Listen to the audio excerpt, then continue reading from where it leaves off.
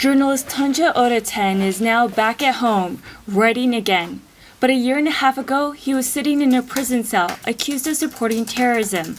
I just did journalism, and that's why I was in prison. And I know that someday I will go out, and I waited and, stay strong, and then I got released. Öğreten took this photo the moment he left prison. He says the best part was being reunited with his wife. But while he is released, he is still facing terrorism charges.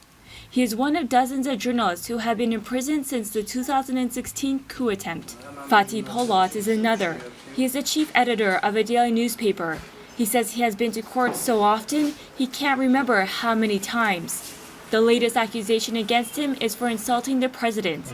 He says news outlets connected to his paper have been raided by police and shut down. There was pressure before the coup, of course. But after the coup, all of this has developed and intensified. 150'ye yakın tutuklu gazeteci var Türkiye'de. Bunlar darbe sonrası, darbe girişiminden sonra.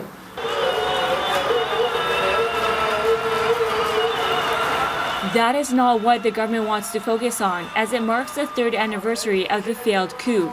Monuments and memorials have been built around the city.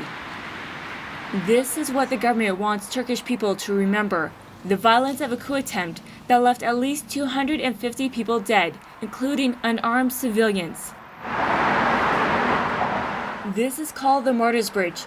It's named after people who had taken to the streets, some who had given up their lives, fighting against those trying to take over the state. Turkish President Tayyip Erdogan drove over it a day before the anniversary. Over 77,000 people have been put behind bars, while 150,000 have been fired or suspended. The government says it was taking necessary steps in the face of serious security threats. Even human rights activists say some needed to be brought to justice, but they also say the post-coup crackdown has been used to silence dissent. There are journalists who are doing their jobs as they should, but they are always feeling the threat of being prosecuted for writing a story, for commenting on a development. Each and every one of the journalists are aware that when they're tweeting something, you may be writing your own indictment. For Öğreten, it's no longer a threat, but a reality. He is due back in court in September, facing up to 19 years in prison. Many journalists are in prisons at the moment, and many of them, many independent and brave journalists are still outside, but they are potential prisoners. So I'm afraid for all of us, all the journalists inside and outside still working. Mahir Zeynalov is a press freedom activist and the CEO of the Globe Post Media. He says Turkey's founding principle of secularism is dead.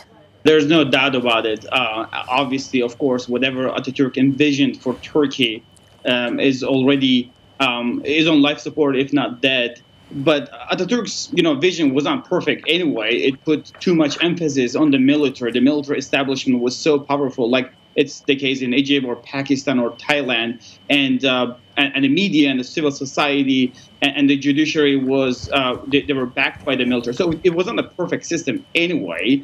But the Erdogan government was so successful in transforming the Turkish military and making it its own tool. And the military coup attempt 3 years ago definitely was, in Erdogan's word, a gift from God to cleanse anyone that was not loyalist to Erdogan. So there's no doubt that this military coup attempt, the failed one, allowed Erdogan to further consolidate his power and transform Turkish society for good, from its military to educational system. Mahir, yourself, you've been deported from Turkey and been living abroad for 5 years now. Do you ever consider returning to Turkey and reporting from there? And if so, what would need to change for you to return to the country? Well, the Turkish government wanted to arrest me, and they knew that, and they attempted to many times. And they knew that when they arrested me, there would be such a backlash. And I'm talking about like 5 years ago. It wouldn't really matter today.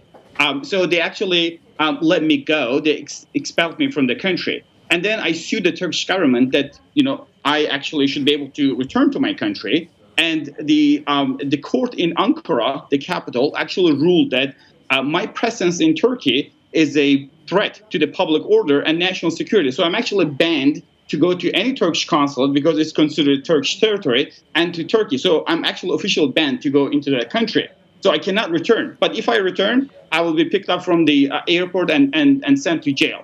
So I'm one of the lucky ones, but I have dozens of colleagues that work with me in the same newsroom. We ask questions during their press conferences, are languishing in jails across Turkey, and that's unfortunate.